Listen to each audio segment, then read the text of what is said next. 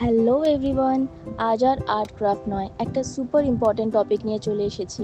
এই গরমে সার্ভাইভ করার জন্য আমি কি করছি সেটাই তোমাদের সাথে শেয়ার করব। নাম্বার ওয়ান, শুধু বেশি জল খেলেই হবে না। ট্রাই করো ডাবের জল, ওআরএস বা যে কোনো ইলেকট্রোলাইটস যেটা তোমাদের বডিতে স্যুট করে। Number two, light cotton dress পরো, বেশি টাইট ফিট না পরে ঘেরাঢালা পোশাক পরাই ভালো। নাম্বার থ্রি, ডিরেক্ট রোদ্দুরটা অ্যাভয়েড করো, ছাতা, ক্যাপ, সানগ্লাসেস যা আছে ইউজ করো। আমি ওয়েট ওয়াইপস ইউজ করি। আর হ্যাঁ, কান যদি ঠান্ডা রাখতে পারো তাহলে অনেকটা আরাম পাবে, ট্রাই করে দেখতে পারো।